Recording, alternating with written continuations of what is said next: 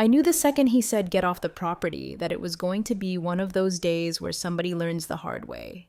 He stood in the middle of the freshly polished network operations center, arms folded like he was about to command a space launch, not a logistics hub. The place was humming, screens, panels, fiber blinking like Christmas, but underneath that glow, I could already hear it ticking. He didn't build this place. He didn't even understand what he was inheriting. And yet there he was, puffed up chest and some $200 haircut trying to command silence like he'd earned it. "Give me the control server password and get off the property," he said, smug as an overcooked steak, while two guys from private security stepped up like they thought I'd make a run for it. The taller one had that look, half apology, half paycheck. I didn't blink, just reached into the inside pocket of my jacket, pulled out the brass key to rack C7 and placed it in the boy king's hand like I was handing over a loaded gun, which, in a way, I was. "You've got 2 hours," I said. "After that, this place turns into a $4 million light show with no power behind it." Before we go any further, I need to ask you something real quick. If you've made it this far into the story and you're even a little curious about what happens next, do me a favor, hit subscribe and like the video. 97% of people listen and never subscribe, and yeah, we notice, it keeps the stories coming. Thanks. Now, back to the train wreck in progress. My departure was logged at 08:02 exactly. I remember because I looked straight into the security camera as I walked out, slow and steady, not a single glance back. The little red light on the badge reader blinked once as the door locked behind me. I could almost feel the seal tighten, the final shift from builder to outsider, except I didn't leave anything behind that wasn't already on a timer. What that smug little nepotism nugget didn't know was this. The rack key he held like it meant something was about as useful as a spoon at a gunfight. You don't control a system like ours with metal and magnets. You control it with routines, layered access, and legacy logic no fresh out of NBA punk even knows to ask about. He'd taken the crown, sure, but he hadn't earned the map, and he definitely didn't see the mines. The worst part? It wasn't even personal.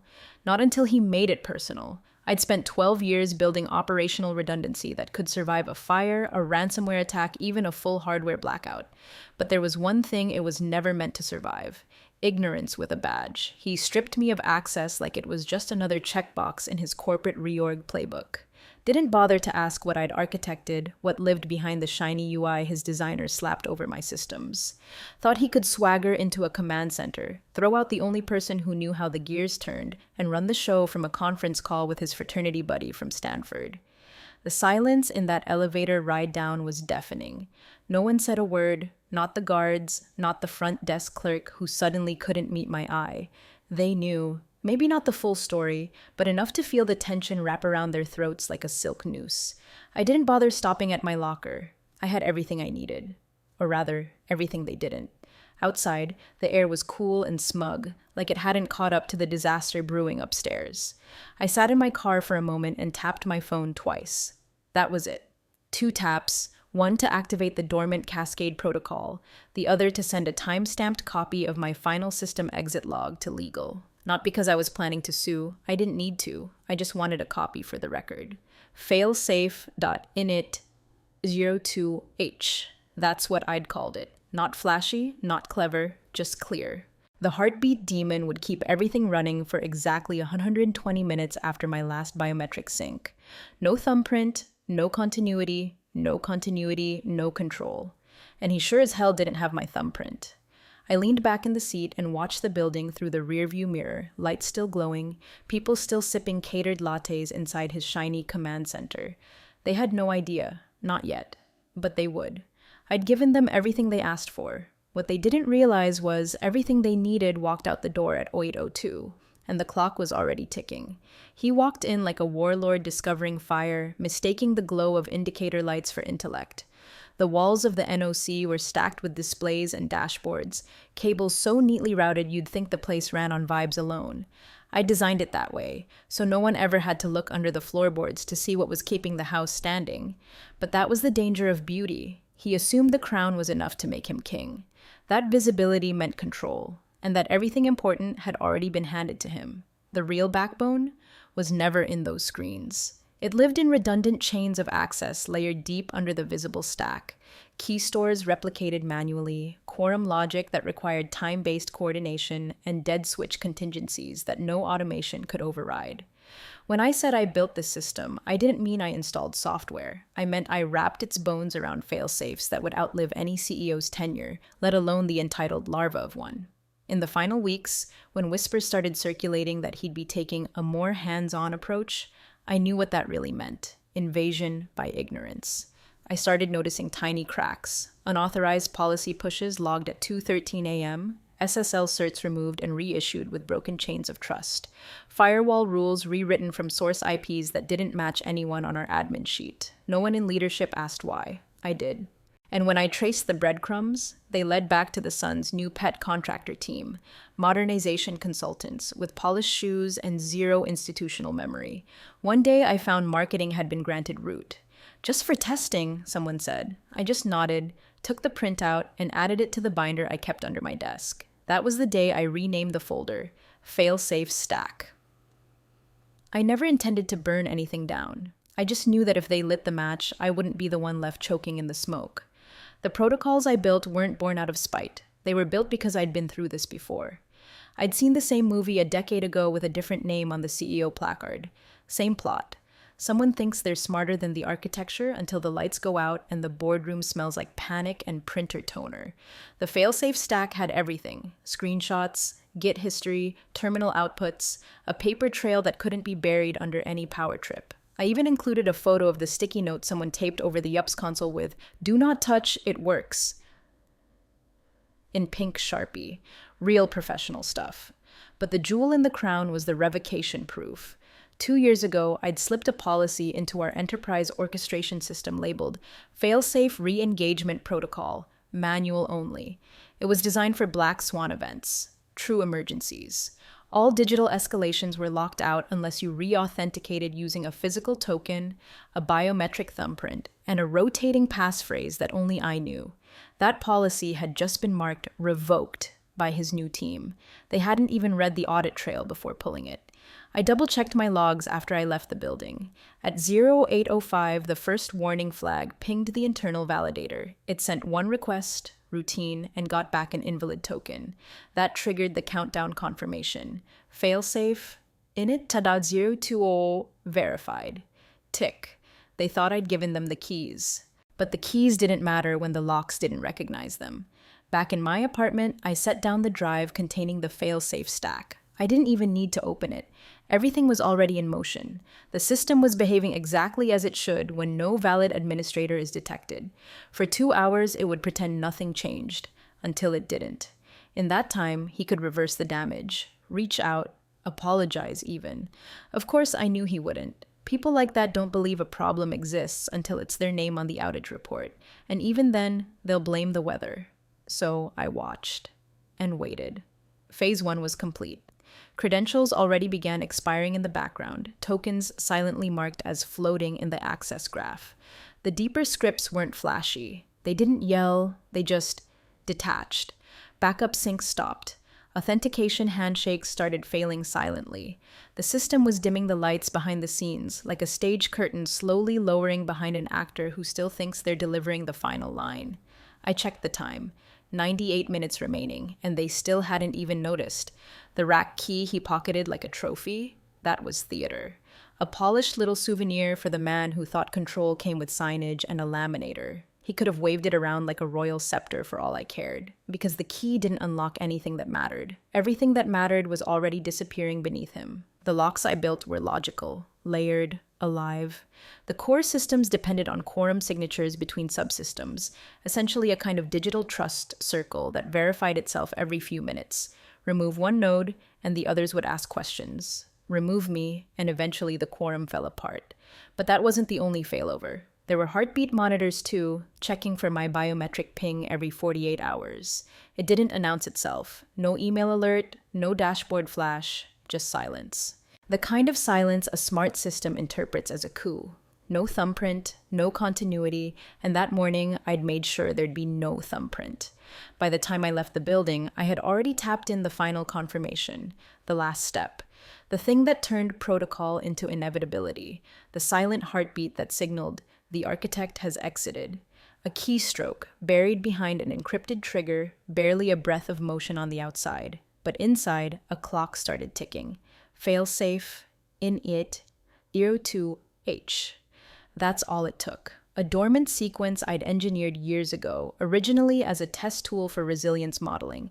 It had grown over time, become a gatekeeper, something quiet but definitive.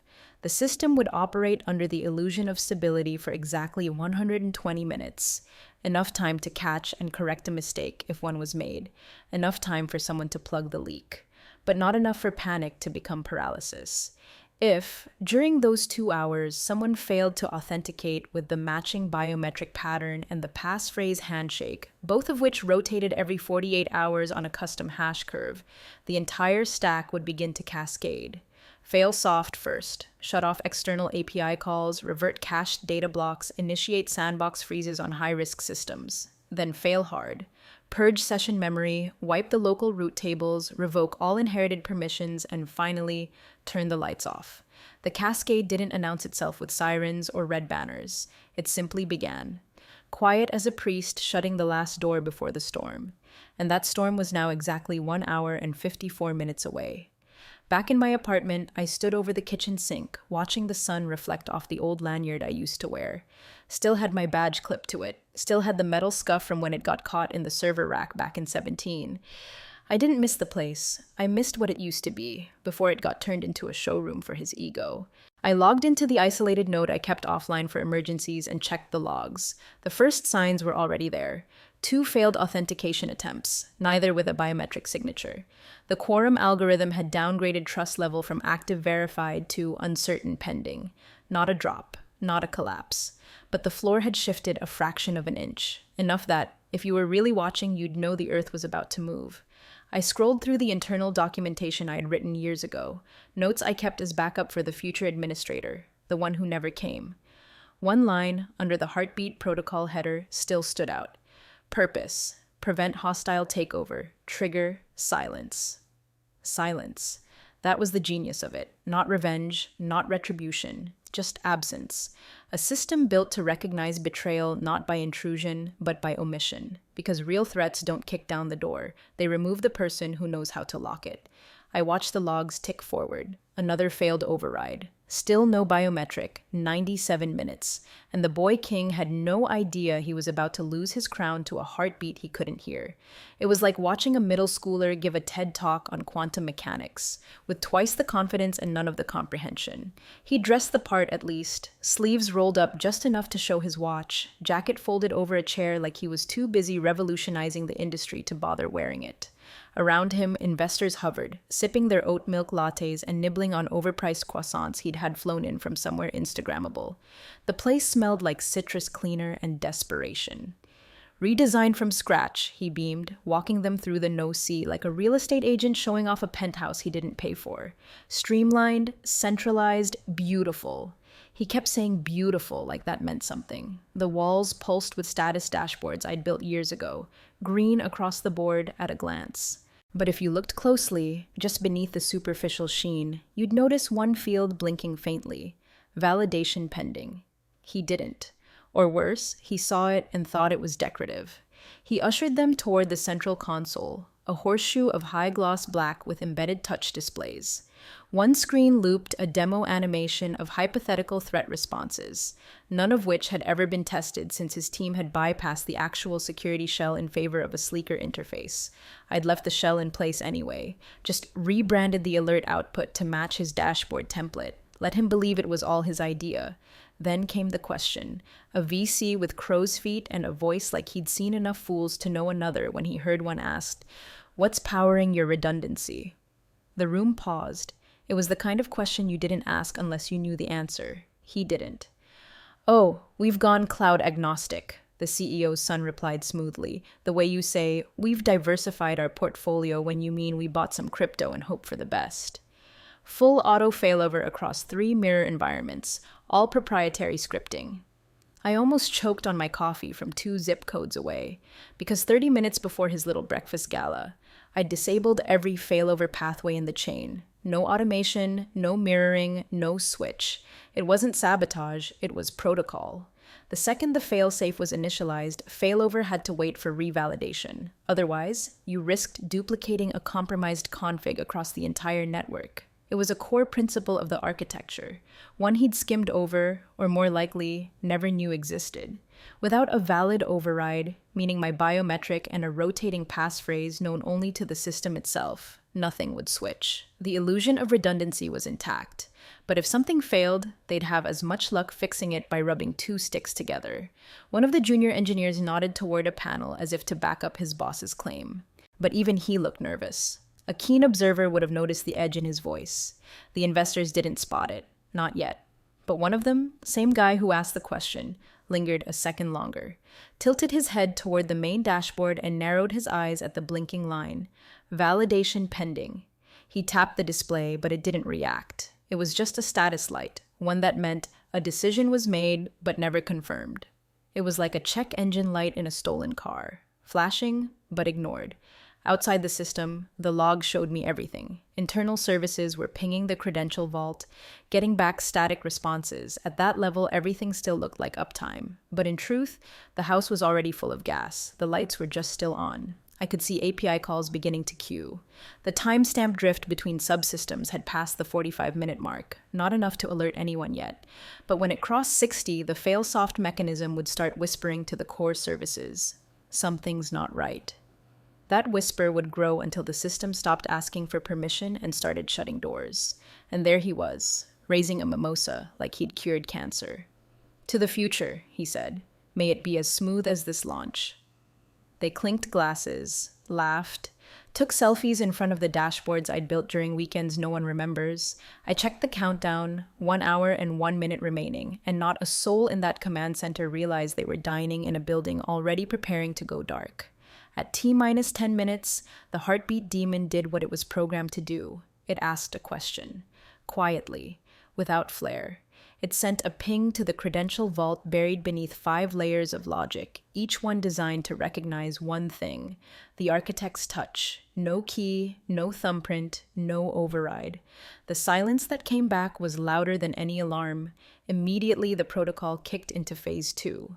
The central logs, millions of entries, real-time analytics, API telemetry, all the transactional memory that kept operations humming, began to duplicate themselves to cold storage. Not a cloud bucket, not some convenient SaaS endpoint, but physical drives in a vault location no one had been granted access to since before the last audit cycle. I'd said it that way on purpose. Paranoia is a lazy word for someone who simply understands the shelf life of trust. As the duplication ran, a second process began wiping the logs from the live system. No pop-up, no dramatic warning, just absence. The kind of absence you don't notice until someone says, "Hey, where'd that go?" Only no one said anything. Not yet. Instead, the dashboards began to hang. Slowly, at first. Query latency hit a wall. Some graphs stuttered. A few sessions dropped back into diagnostic mode. Basic CLI windows that blinked once, then blacked out. Engineers thought it was a glitch, a memory leak, a little hiccup from the animation stack maybe. Someone probably joked about needing to reboot the render server. They had no idea what they were watching was a lock loop, silent, recursive, uninterruptible. 7 minutes to blackout. On the 3rd floor, a product manager called in to say their reporting panel wasn't refreshing. The help desk flagged it. Tier 1 routed the ticket to Tier 2. Tier 2 was already busy trying to figure out why the backend cluster hadn't answered a health check in 8 minutes. No alerts had gone out. Because the alert system, it was one of the first to go. 4 minutes. The root vault entered validation mode. This was the final threshold. No more soft warnings, no more delays. The system began requesting confirmation from every tier of its chain of trust, and each one returned the same answer. Null, null, null. 2 minutes. That's when the speakers chimed. 3 crisp tones, neutral, emotionless. System validation expired, authority not recognized. Please contact system architect. I don't know what his face looked like in that moment, but I'd bet good money his first thought was, who's the system architect? Not a name he ever bothered learning. Maybe he thought it was the vendor who printed the dashboards. Maybe he thought it was someone on his consultant team, the same team that had recommended stripping out legacy bloatware like biometric locking. Maybe he thought it was him. It wasn't. At that exact moment, the internal console registered the final escalation. Failsafe protocol 112C triggered. Lack of validation.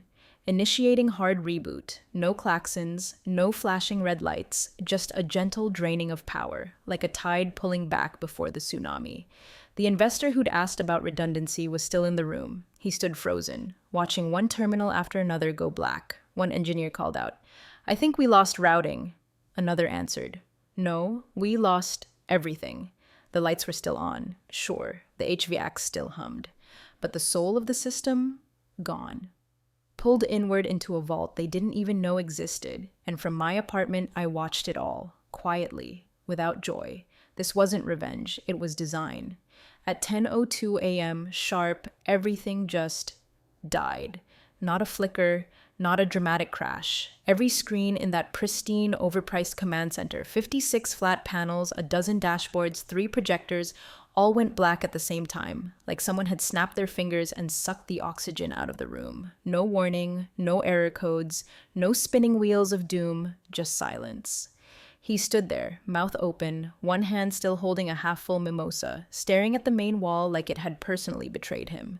The color drained from his face slower than the data had disappeared from their systems. He started shouting, "Restart the servers! Reboot the dashboards! Who authorized this?" But no one answered, because no one knew. Not the contractors he brought in, not the engineers he'd sidelined for not being agile enough, and definitely not the junior analyst now shaking so hard. His badge lanyard clicked against his belt buckle. Someone tried to dial out, internal line, no tone. They tried Slack, dead. Then a cell phone, still no signal. Routing was down. Completely. The room that had been so full of buzz and ego and filtered sunlight 30 minutes earlier now felt like a tomb. Even the fans in the server racks had gone still. Then, without any fanfare, the main screen blinked once and lit up with a new message. "Please enter validation credentials." Below that, time expired. Full system offline. Data preserved in escrow. He turned to the engineer nearest him and shouted, "Fix it, now!" But the guy just stared. Pale, confused. "What escrow? What does that mean?" A woman from infrastructure whispered, "Where are the rack logs?" No one answered, because none of them even knew where the racks lived. Not really. They knew the display rooms, the surface panels, the cleaned-up UI with toggles and sliders he'd demanded from day one. But the logs, the real logs, were buried in a subnet no one had accessed in months. A node built into a legacy rack 2 floors underground, behind a locked door that required 3 approvals to even see. And guess who had been the only person authorized to sign off on those approvals? He pointed at a keyboard. "Try the emergency code." Someone typed in a string. The system rejected it with a soft tone. Invalid. Another tried a backup credential, an override someone swore used to work. Invalid. Panic set in. They started moving faster, clicking, tapping, rebooting dumb terminals like they were playing whack-a-mole with a ghost. Nothing changed. I watched the feeds from my apartment. The silent audit node, still synced to core telemetry, showed everything. The chaos, the desperate packet floods, the failed authentications, the final escalation, a hard sandbox lock on every active service. One screen in the back of the room, one that hadn't been updated yet to the new UI, still showed the last log entry before it shut down. Failsafe protocol 112C, execution complete. Beneath that, in smaller text, data escrow assigned to Vault 6B. Retrieval requires architect key or board authorization. The irony? The vault was in their own building, sub-basement, fireproof, offline, and I was the only person who could open it without triggering a wipe. He screamed again, something about lawsuits, breach of contract, brand damage, but the only sound that followed was the hum of panic settling over everyone else. They had everything, on paper, the building, the command center, the team, the funding. What they didn't have was the one thing that mattered, me. I leaned back in my chair, took a sip of coffee, and waited, because eventually the call would come. It always does.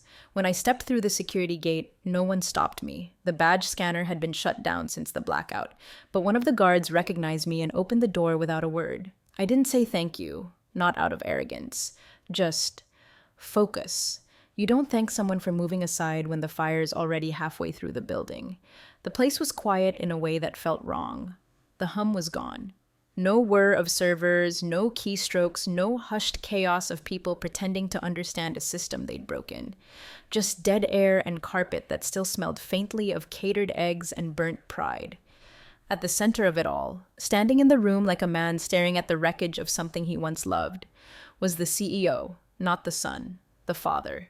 He didn't turn when I walked in, just kept his eyes on the largest screen, still displaying the same message in pale gray text: validation expired, data preserved in escrow. I stopped beside him. For a long moment, neither of us said anything. Finally, he spoke. "You built it." It wasn't a question, just a statement, like acknowledging gravity. I nodded once. "Can you fix it?" Another pause. "I can." He looked older than I remembered, tired in a way you don't fix with vacation. The kind of tired that comes from realizing, too late, that you trusted the wrong thing for the wrong reasons.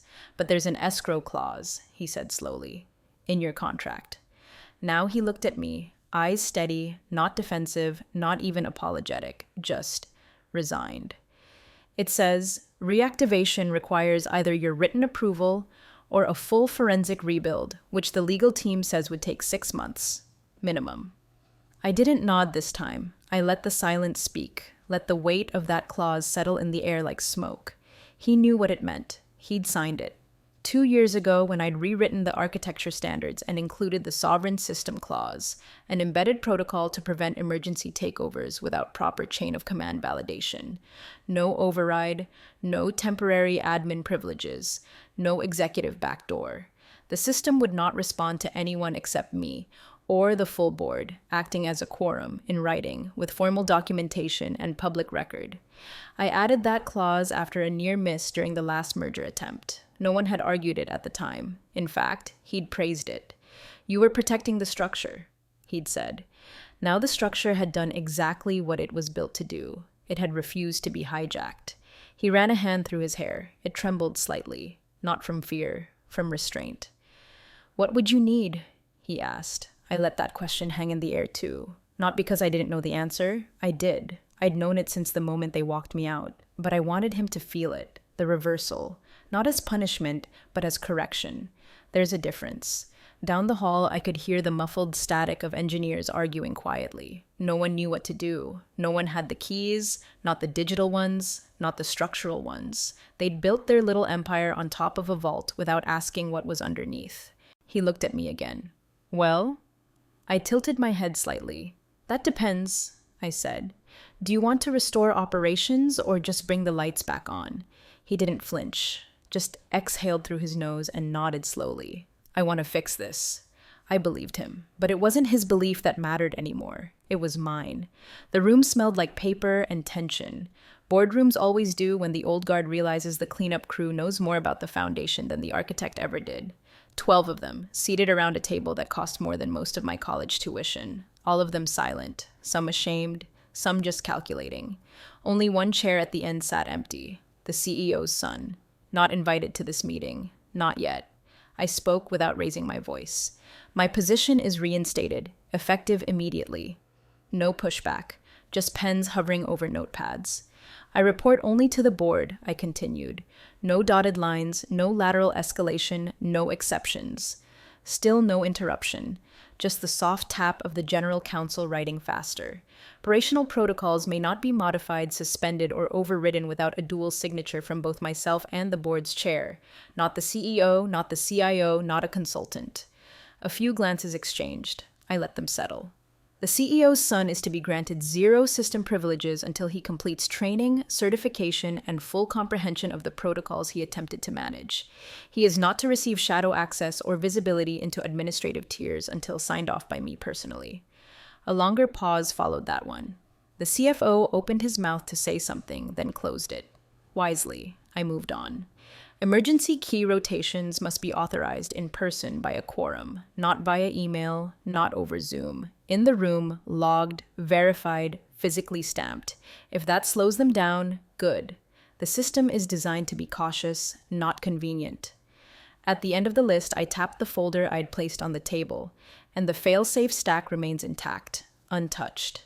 Its logic, its failover rules, and its self-correction protocols are not to be reconfigured, redeployed, or stripped out under any future modernization effort. Silence followed. Not the tense kind. The kind where everyone knows that they're not just signing off on a reinstatement. They're admitting they put the entire company on the edge of collapse because they mistook polish for architecture. The CEO sat with his fingers steepled under his chin. He didn't argue. He didn't negotiate. He just exhaled. Agreed. One by one, heads nodded, some reluctantly, some like they were finally exhaling after 2 hours of holding their breath. Then the board chair spoke. "One more thing," she said, her voice level. "Once we finalize this, we'd like your signature on the authority logs." She reached into a binder and pulled out a printed page, an old procedural requirement that had long been replaced by digital audit trails but never officially retired. "Publicly," she added. I understood. It wasn't just reinstatement, it was reclamation, visibility. The system couldn't just be architecturally sound, it needed to be seen as such, and seen as mine. She slid the page across the table with a pen. "I'll sign after we meet with him," I said. Her eyebrows rose slightly. "The son?" I nodded. "He needs to hear it." The chair leaned back, thought for a moment, then looked at the CEO. He didn't say a word, just gestured to his assistant. "Bring him in." He sat stiff-backed in the chair, trying not to look like he was breaking. But the sheen of sweat on his temple gave him away. His hands rested on the table, palms flat, fingers curled slightly, like he was resisting the urge to grip something, anything.